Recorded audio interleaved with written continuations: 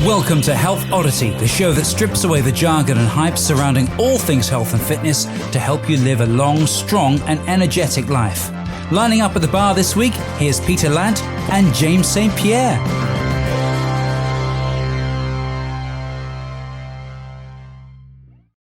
Hello and welcome to the Health Oddity podcast, episode 289. And we have an episode today which was a recommendation or a request from a listener, a regular listener, whereby we very often talk about the benefit of doing strength training, 2 to 3 times a week alongside walking, alongside sleeping, alongside drinking plenty of water and all of that kind of thing, and eating healthily. But we thought today that Pete and I would put together for you, or with you together, an idea of how to put together a really practical episode on how to put together a strength training program at home. Now, this is going to be aimed at a low cost strength training program at home to get you started, where you could maybe train 2 to 3 times a week.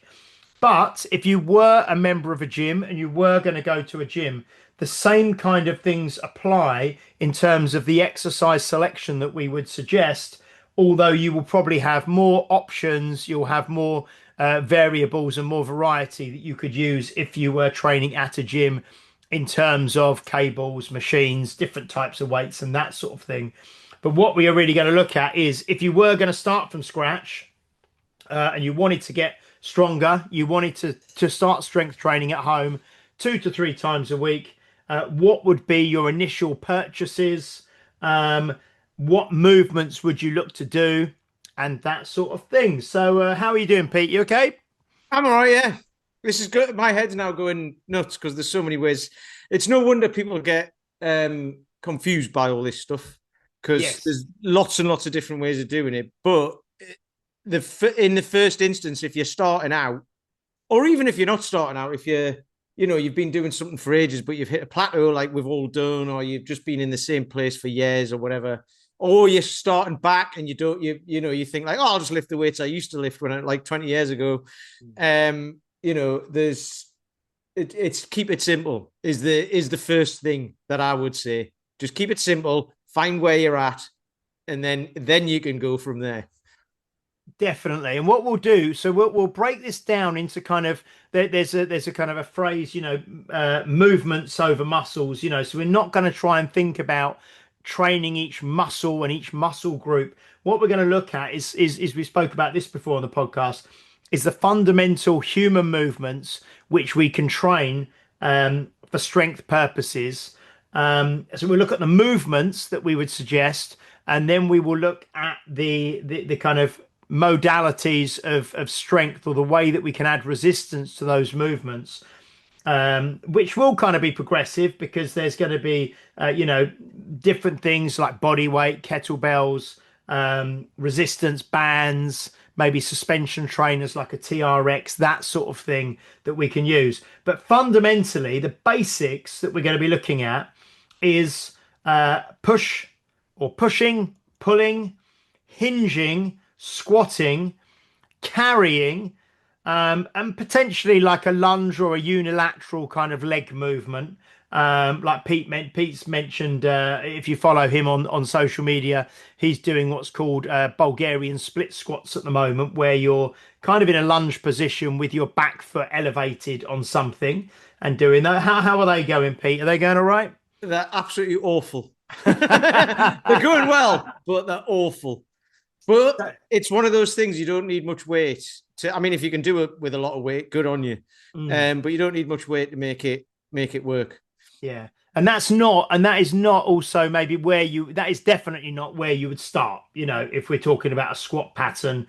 But that is an example of how Pete, who's been training very consistently for years, can still add variety and make movements more challenging by some subtle changes. So just to reiterate the movements, we've got push, pull, hinge, squat, carry, lunge, and obviously walking is something that you would do outside. We want to try and get that sort of locomotion you would want to be walking. And as we spoke about on this podcast many times, pick a number, 7,000 steps a day, 8,000 steps a day, 10,000 steps a day, wherever you're at.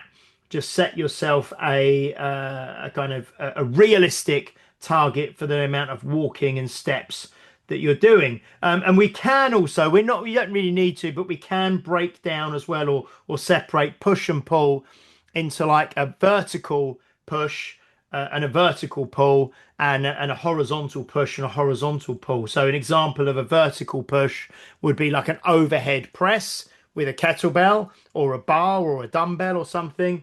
A vertical pull would be like a pull up or a chin up. And then a horizontal push could be like a press up, or like a kind of a bench press type movement.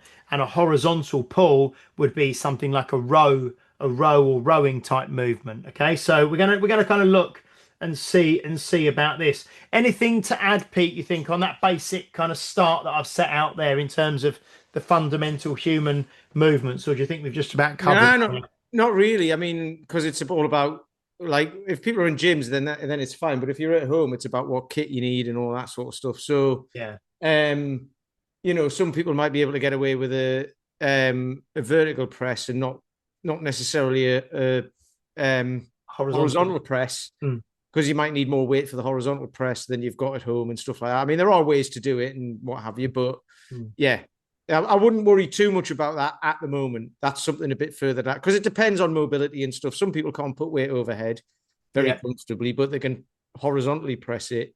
But that's where something like hangs might come in to help you get your arms overhead and stuff like that. So there's lots and lots of different ways, but again, it's just keep it simple. And also today on this podcast, it's very difficult for us to give. We're not giving specific advice to specific people, because we are keeping this very general. And obviously, you need to be mindful of any medical conditions you may have, any restrictions you may have in mobility. So all of this is very general, generic advice that you will then need to take on board, but be sensible with yourself. Okay, so what I would say is, with that, is mobility wise, I mean, we're going to be talking about strength training, which you need mobility. It's all the same thing, but if you haven't got the mobility, like in your hips and your shoulders or whatever, to be able to do the movements that we're saying, like deep squats and all that sort of stuff, then it's one of those things. And we could go into that as well, but we'll be here forever. So you could just look up Tom Morrison, who we've had on the podcast, and his simple mobility method will be really good. Yes. So I've not used it myself because I've not needed it, but I know people who have, and they've loved it. So there's so much resource now on things like YouTube, about even yoga and stretching and mobility, and like we said, sort of Tom Morrison.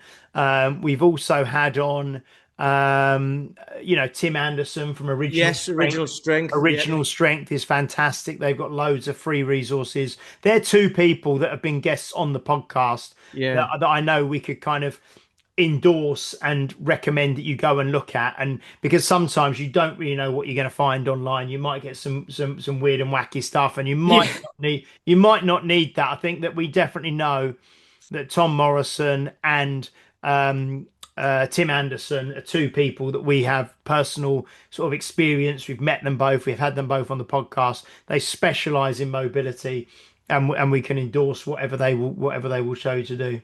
And to keep it simple, and it's something. So to put it into kind of context with people, you'll get, you've probably had it. I've had this where people are like, "Oh, I can't squat because I've got like short hamstring, whatever." You know what I mean? Like, "Oh, I've got congenitally short hamstrings," or something like that. It's like, right, you haven't. So let's figure this out. So someone will stand up and they'll be like, "Look, I can't," and they'll wobble around all over the shop and they can't get into a squat. So you put them down on their hands and knees and get them to rock back, and it's like, right, you're now in a squat position. So you can't do it. It's load. That's the problem. And then that's where, or you get someone to hold onto a pole, like something rigid, something standing up, hold onto a pole and squat down, and then get into the position. It's like, if you take the weight away and the balance, you can do it. So it's not your muscles that are the problem. It's your brain that's the problem in that case, and your central And in nervous that system. case as well, we'll talk about it in a minute, but things like TRX, suspension trainers, you can lean backwards slightly and hold on to that. And then you will be able to squat, probably bum down to heels, and come back up because you're kind of slightly deloading the squat. You're kind of taking away the fear of falling and balance and all the rest of it. So, and these are things that can be learned very quickly. Like over a period of a couple of weeks of doing that, you'd be like, oh, all of a sudden I can do it, after years of not being able to. So, yeah. Definitely. So in terms of, let's just do a quick, so we've gone through the fundamental movements. Again, to reiterate, push, pull, hinge, squat, carry, potentially lunge or a unilateral kind of leg movement there. A unilateral, sorry, single leg, bilateral is both at the same time. And walking, which we've talked about many, many times on the podcast. So they're your movements that you're going to look to try and do. Now, in terms of equipment that you may want to invest. Now, I was mentioning this to Pete before we came on. Just quickly, roughly, I'm looking at this list that we're going to give you. And if you bought everything on the list, you'd probably be looking at kind of £200 to £300, okay, in terms of an investment. But certainly things like resistance bands may need to be replaced eventually. But I've got resistance bands at the gym that are used every day by many, many people, and they last for months and months on end. So like all these things, if you're an individual and you've got it at home and you're using it 3 times a week, it'll probably last forever. Things like kettlebells, you buy them once, they last forever.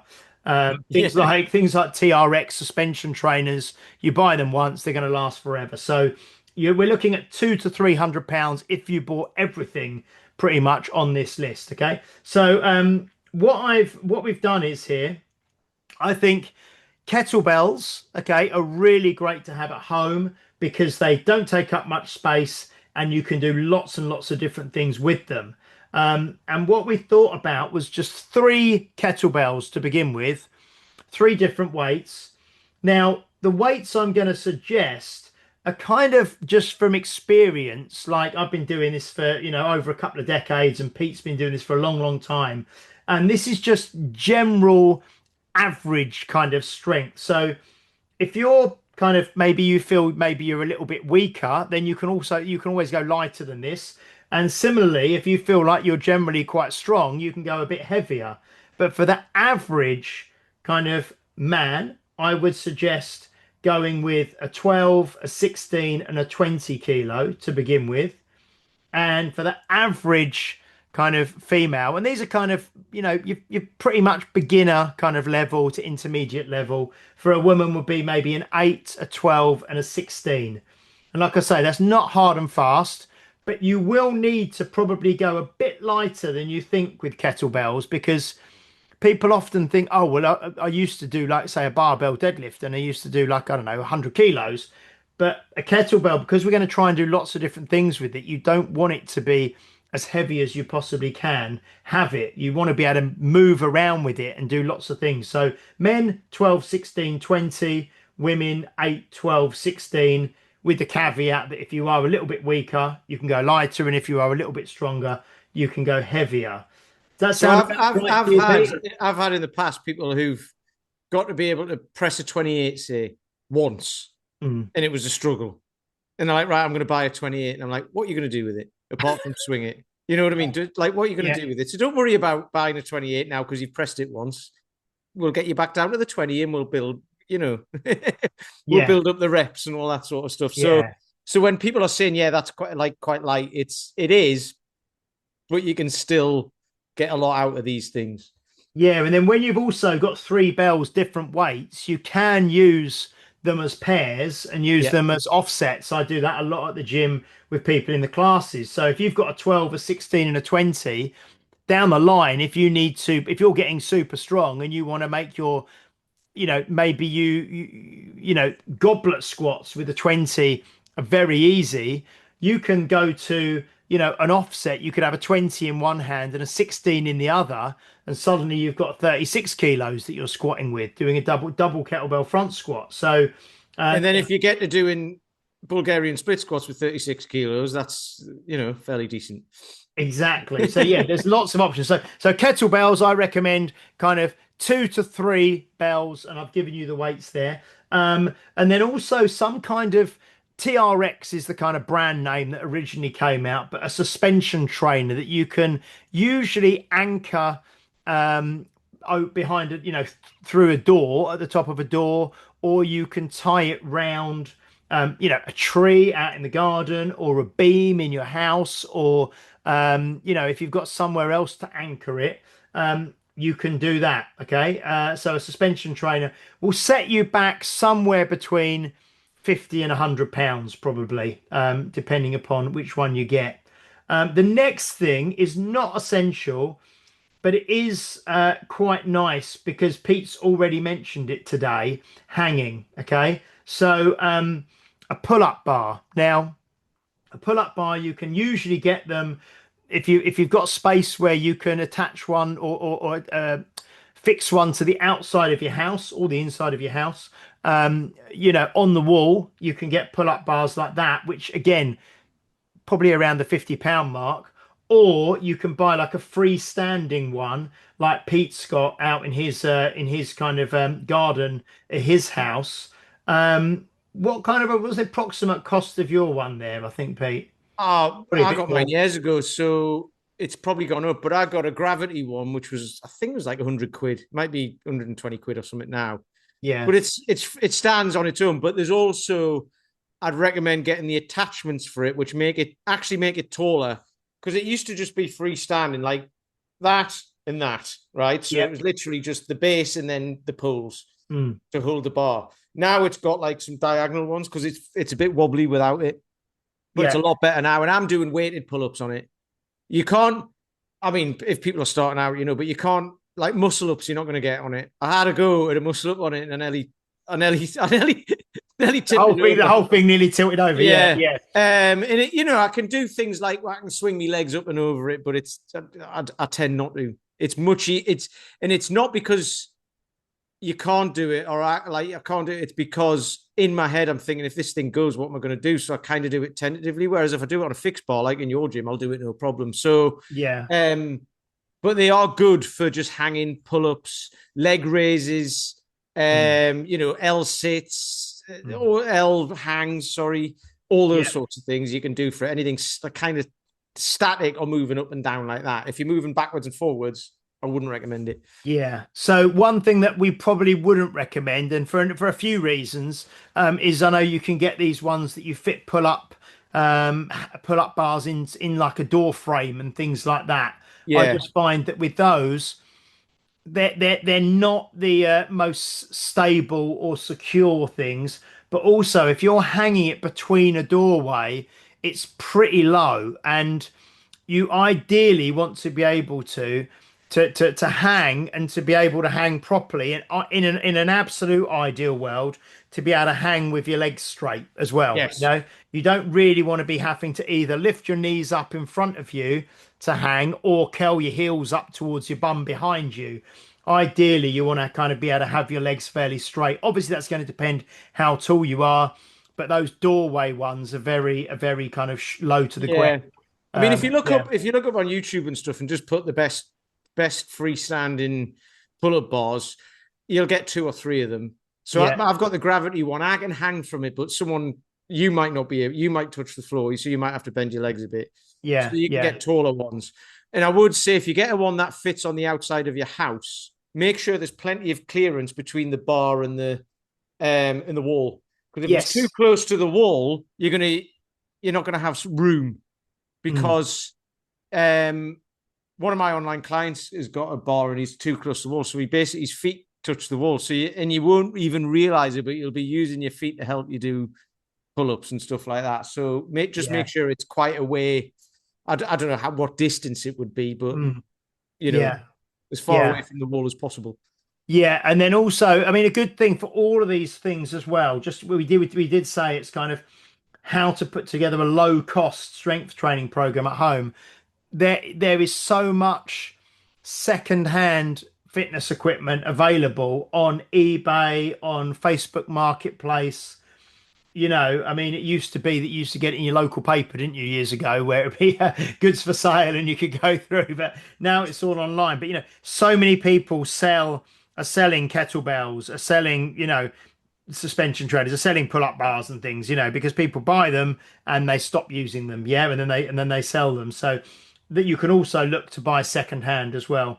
Yeah, Certainly kettlebells second hand is no problem at all. Things like rubber resistance bands, I'd probably buy them new just because you're not sure how they've been stored and the wear yeah. and tear on them. But pull I'd up say, pull up I'd say, bars and kettlebells are pretty solid things. yeah, I'd say with kettlebells though, just make sure that they've got enough clearance between the handle and the bell. Because if that gap's too small, there's lots you can't do with them. Mm. There was a gym I used to be in, and their kettlebells had a machined handle.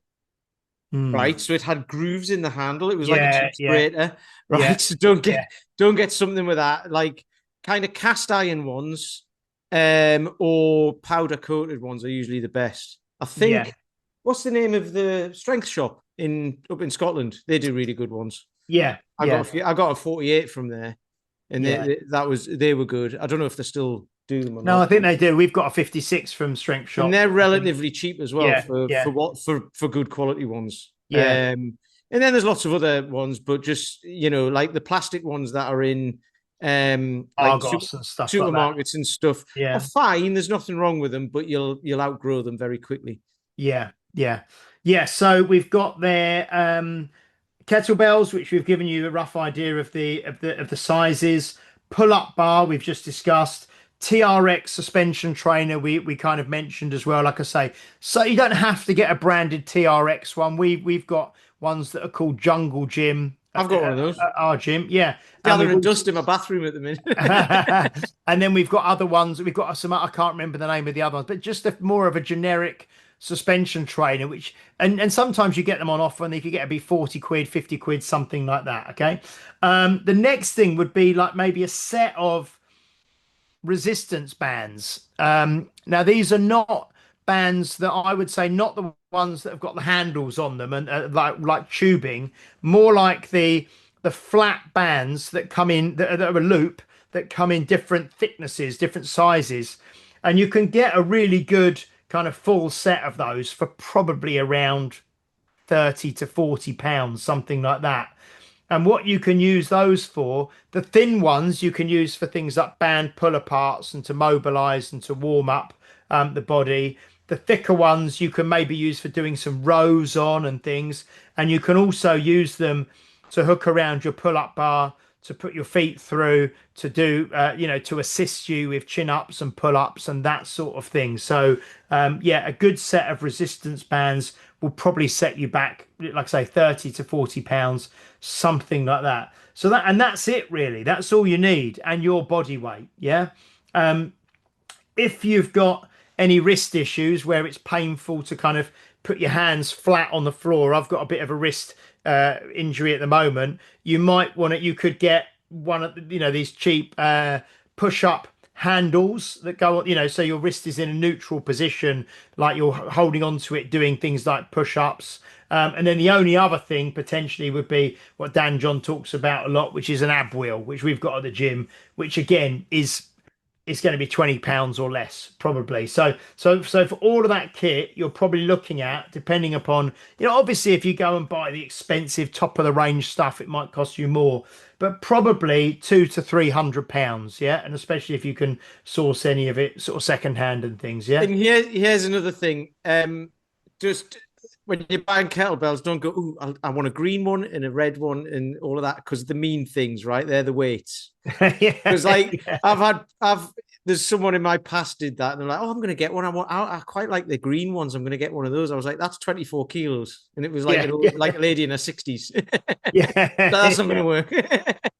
So that's what we suggest in terms of kitting yourself out, really, if you wanted to do that. Now, we're just going to give you a few examples for each of the kind of each of the fundamental movements, a kind of an exercise or a couple of exercises that you could do with either body weight, the suspension trainer, the pull-up bar, or the kettlebells to kind of get you started with these.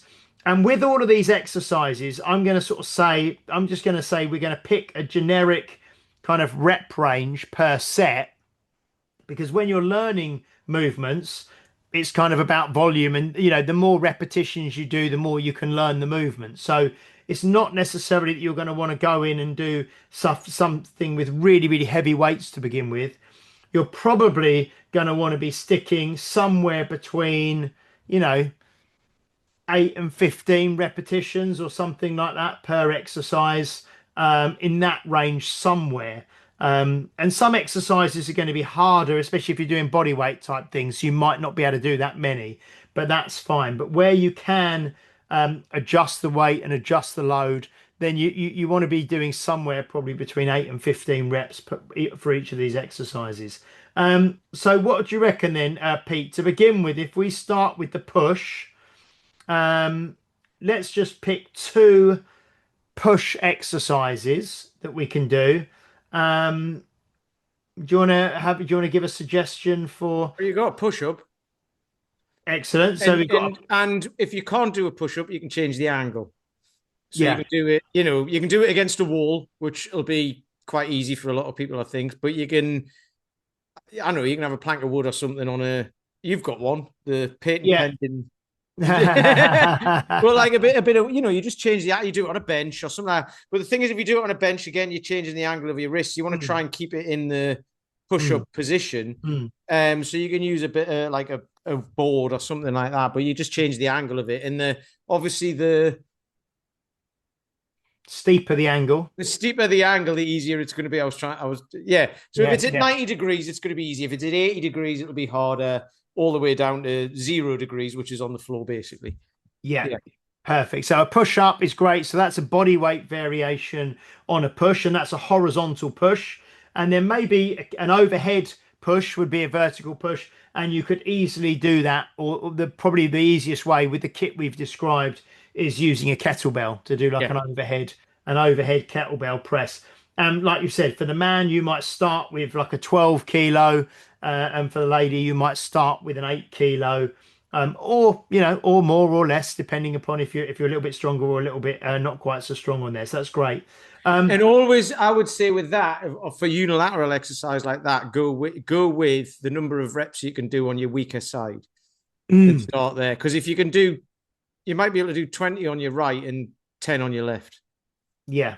Go with the left, what you can do on the left, and do 8 or 7 or 6 or whatever it is. But that's the way to do it. Yeah. I've done that in the past and been like, no, my left will catch up, and then you just ruin yourself. You basically just end up extending the differential, don't you? You kind of exactly. Yeah. Next one, pull. So again, in the vein of your first answer, if you can give us a pull, if we're going to pick 2, what would you? And it's not necessarily for a beginner, but you could use resistance bands. I'm thinking of something you do every day, pretty much. Me? Yeah. Pull-ups. Yeah, well done. Yeah. Sorry. I'm not trying to catch you out. I'm trying to set you up. I haven't got any resistance bands. I was like, no. Pull-ups. You can do pull-ups with resistance bands, yeah. Yeah, so pull-ups or chin-ups would be a vertical pull. Or you could even, if you did have a pull-up bar, but you couldn't do pull-ups, you can use the resistance bands to, you can anchor a resistance band round the pull-up bar and then actually pull it down like a lat pull down kind of movement in a gym, using a resistance band. And then the other one that you could do is like, if you have got a suspension trainer or a TRX type thing, you can do like a body weight row for your horizontal pull, or you could do a bent over row using the kettlebells even, exactly, kneeling on a coffee table or a bench or something like that, which is good. So a hinge, we've got plenty we can do there with kettlebells with hinges, but what would you suggest, Pete, as a kind of a maybe one of the exercises we could do? Well, you can do it. It depends, because you can do like deadlifts, Romanian deadlifts, those sorts of things. it's probably better to do like a Romanian type deadlift with a kettlebell, I would say, because the weight isn't going to be as big, is it? But you can do swings as well, obviously. And Yeah. then and then actually going further into deadlifts, if you can do deadlifts quite easily and you can stabilize on one leg, you can do one single leg deadlifts and Mm. or kicks, like can you do like kickstand type Kickstand. deadlifts Yeah. and all those sorts Yeah. of things. There's loads and loads of different variations of that. Mm. And actually when you take away a bit of stability, the weight doesn't necessarily matter as much for a bit of time, Mm. because just getting used to being on one leg is hard for some people. Mm. And you'll see people think, oh, I can do loads of weight with a single leg deadlift, but they're bent all out of shape while they're trying to do it. Yeah. So those are single leg deadlifts are really challenging, and you can change the weight from one side to the other. You can have the weight in the arm of the standing leg or the weight in the arm of the opposite leg, and all of that. So there's many different ways of doing that. But I would say you start out with being able to do a kettlebell deadlift safely. You can do a kettlebell swing as long as your hinge is okay, and then so the technique for that matters a huge amount. And what else is I say? And Romanian deadlifts as well to start off with for bilateral stuff, I would say. Yeah, and even if you wanted to, if you needed to kind of regress that even further, or just to start from somewhere different, you could do your just like hip bridges on the floor. You could Yep. lay on your back, have your heels quite close to your bum, with your knees pointing up in the air, and then you push through the floor, and bring your hips up, so you're squeezing your glutes really hard at the top. So you're kind of forming a straight line from knee to hip to shoulder in a kind of a glute bridge. So so we say we've got maybe a body weight glute bridge, and as Pete described, kettlebell deadlifts, kettlebell Romanian deadlifts, which is just keeping the knee a bit straighter and kind of more of a hinge really on the hamstrings. And single leg deadlifts and swings is obviously the ballistic. You can do loads of obviously two hand swings, one hand swings, hand to hand swings, double kettlebell swings. You could do an offset double kettlebell swing eventually. So you can see really just from this very limited amount of equipment, it's almost unlimited options, for training at home. Right, let's move on to the squat then, Pete. What do we think about that? Goblet squats. Yeah. Start there. Yeah. Or rocking. Start with rocking. Yeah. If you can't squat, and if you can squat, goblet squats. Yeah, definitely. So really basically for that, like Pete said, 6 point rocking on the floor. Make sure you're happy with the mechanics. The knees feels okay. The hips feel okay. You can use the TRX or the suspension trainer to lean back and do your squats to get kind of comfortable there. You can do body weight only squats. You can do goblet squats. You can progress to using two kettlebells. You can do a double front squat. And then there's obviously all the kind of single leg stuff that you can move into down the line, but that's kind of a lot more advanced. But again, like I said, options there, possibilities are endless. Karen, or even if because you will get people who be like, I want to be able to do a pistol squat, right? You just will, because it's a thing. So you can do that on a chair. Yeah, just stand up on a chair on one leg, from a chair on one leg. Yeah, start from there. Yeah. Brilliant. So yeah, sit to stands with one leg, from a chair or a bench or whatever that's appropriate height for you. Yeah. Ideally, you want to build up so you can do it from about a 90-degree bend at your knee. But if you need to make it easier to begin with, and you're at home, just stack some books up or something on the chair. Yeah. And then as you get better, you just remove a book at a time until you kind of lower yourself down a bit more. And that even goes with normal squat, like bilateral squats, double leg squat, like goblet squat types thing, the actual squat movement. If you struggle with that with even with body weight, and you've got your TRX and you can do it on that is great, but that takes all the weight out. But sitting on a bench again with your knees at like 90 degrees and just standing up and sitting back down, but not crashing onto the bench or chair or whatever, lowering yourself very, very slowly onto it and then back up, and that'll build up the strength in your legs, and then lower it to a stool and what have you. Yeah, no, it's great. We've got it's quite nice. Recently, I just bought, and it wasn't expensive. It was about £30, I think. We bought. It was from, I think it's called Gym Sets was the company, but it was like a plyometric, very small kind of soft sort of box, but you could put it in three different, depending upon which side you sit it on the floor. It can either be 18 inches high, 16 inches high, or 12 inches high. You kind of can move it like that. So it was basically 3-dimensional. It is, but it's not square. Is what I'm saying. It's got the sides are different lengths. It's got length, depth, and width. But it's quite nice because you can get people. I get people say doing a safety bar squat in the gym to the 18-inch depth to begin with, and obviously people who are taller, for them to get to 90 degrees at the knee is higher off the ground than someone who's a foot shorter than them, but if you can do the squats to the 18-inch box nicely, you then can flip it over, and then they're going to the 16-inch and so on. So you kind of just playing with depth that way as well. Right, carries. I mean, there's so many options for carries, but pick one. Yeah, but using your kettlebells, you can do farmer's walks where you have one in each hand. You could do a suitcase carry where you have just one in one hand, like a suitcase only on one side. You could do a single side racked carry, so the kettlebell's kind of racked at the shoulder height. You could do a double bell racked carry. You could do a single bell horn walk where you're just holding the bell on the chest, holding onto both hands. You can walk with the bell overhead, like a waiter walk type thing. I mean, there's so much you can do in terms of what I would say with that is just use your imagination. This is one of those things because people are like, how do I do it properly? It's like it's just carrying stuff. Like you're going to carry stuff differently depending on.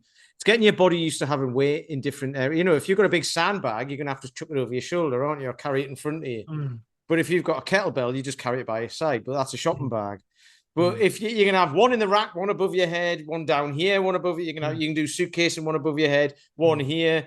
You can do whatever you like. There's no rules. Two above your head. Yeah. There's no rules to it whatsoever.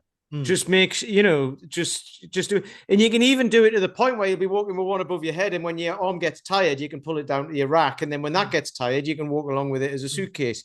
So just go as far as you can like that, so there's so many different ways of doing it. And that's what makes that bit fun, I think, because you can just be the weirdo wandering around the street carrying Well, as well, you don't need to also just limit yourself to what you've got, to the kit that we said there. Yesterday, I did joined in with a class at the gym, and it was one of these kind of hybrid, like a RoxFit kind of class. And what we did was, while we were partnered up, and while someone was, say, on the bike or the rowing machine, the other person was doing farmer's walks, was one of the exercises, with a pair of, say, 26 kilo kettlebells. So I think they were doing 2 minutes on the rower, and you were trying to walk for 2 minutes, holding the farmer's walk kettlebells. And then another one was, you had another exercise, and we had like because we've got all different like kegs, beer kegs filled with water and sand and that sort of thing, all different weights. So while someone was doing the exercise, you were just walking, holding this keg, which again was totally different. But things like sandbags, so even if you've got a garden and you've got like, I don't know, like a bag of,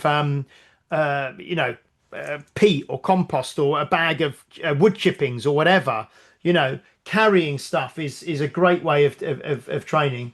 Just be careful there's not a wasp's nest in there, because okay, I sense there's a story coming here. Sean did that once. It was the day we were meant to be going on holiday that day, the day after, and she was out in the garden, and I just heard this. Like we've got like loads of garden bags and that, and she does most of the work in the garden. I'm not a gardener, and she'd cut a lot of stuff back and just left it in bags and stuff and everything. So she was moving some of the bags. It had been in there a little while, right? And I just heard this scream, and I looked up. I was sitting here and I looked out the window, and she was taking all her clothes off in the garden, screaming, right? And I was like, I thought she was having some sort of breakdown or something. Okay. Like, what are you doing? I could just see her on the patio out there pulling her pants down. Right. And but she picked up a bag. She picked up a bag and there was a wasp nest in it, so she was getting stung all over the shop. And she has like not like a massive allergic reaction to it, but like, her leg our legs were itching for days afterwards and all of that sort of stuff. But I was just like, what on earth are you doing? She couldn't tell me because she was screaming too much. And then eventually she was like, I'm being stung by wasps. And I was like, oh, thank God for that. I thought we were going to have to get a section or something. She was all right. She was fine. Yes. So, yeah, be careful with that. But yeah, anything like that, like anything you've got around the garden, even if you've got stones and rocks and, loaded carries and picking stuff up, moving it around, is fantastic. And like Pete said, really just you're only limited by your imagination on carries.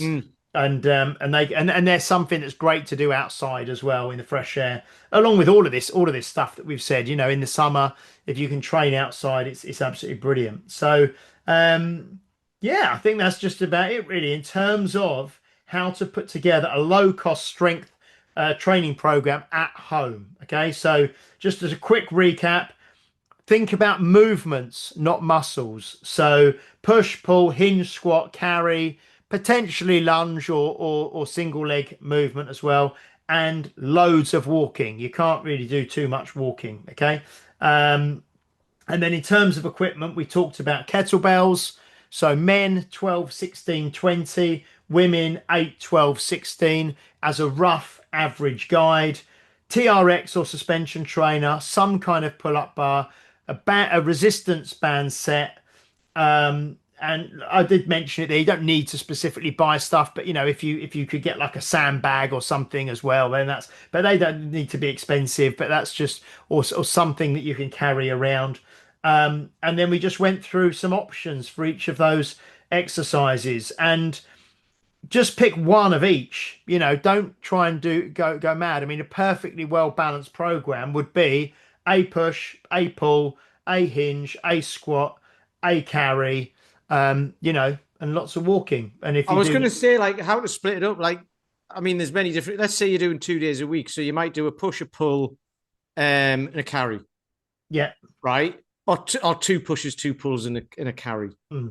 And then the next day you might do a hinge and a squat, and like a couple of variations of that.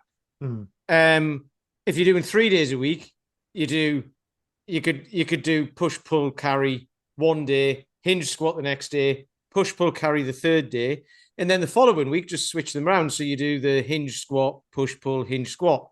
So you're always alternating all the way through. And then if you do 4 days a week, just do 2 of each. Yeah. Do a push, pull, carry, day 1, day 2, hinge, squat, day 3, push, pull, carry, day 4, hinge, squat, and just do that. And then what you can also do, I would say, because people are going to get that will feel great, but it'll get very boring very quickly. Or it'll feel like you've just you've hit a plateau very quickly. So it's kind of like then how to progress it after that. So that's just adding a couple of reps on each time. So you could do, let's say you start with 6 reps, on everything. We'll just say on everything. But on the first, say do that for 2 weeks. Just do 5 sets of 6 of everything, say. Or whatever it is.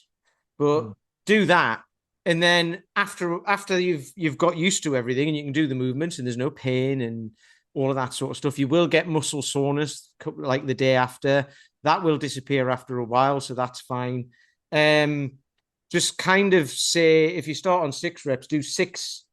Say you're doing 2 days a week, as in of each thing. Start on 6, and then on the second day, do 8. And then the week after, do 8, and then do 10. And then the week after, do 10, and then 12.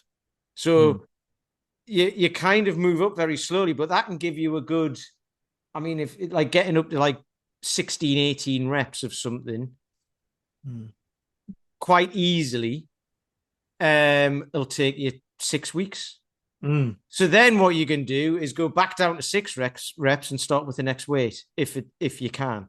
Or you can go all the way back to the same weight again and start at 8 reps and then do 8 and 10 and 12 and go up to 20 or 22 or whatever. And then once you're used to that weight and it's very easy, you can then move up the weight to the next one. And, it was kind of like the program that Paul gave us in the thing. You got a 20-year program.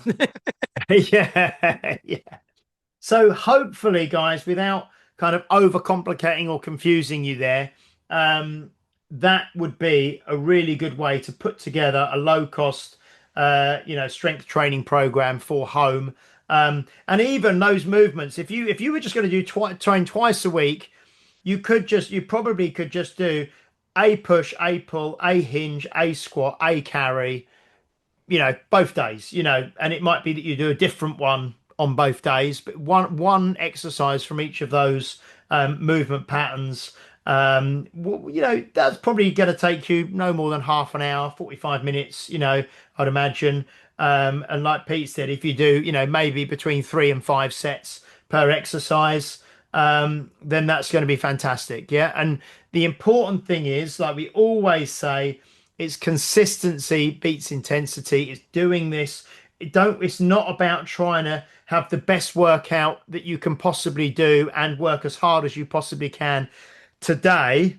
It's what you can recover from and repeat, so far better off being consistent at a moderate intensity rather than, going as hard as you possibly can and only being able to do like one session every 2 weeks or something because it leaves you so sore. Yeah. So that's the other thing to think about. Anyway, that happens very quickly as well.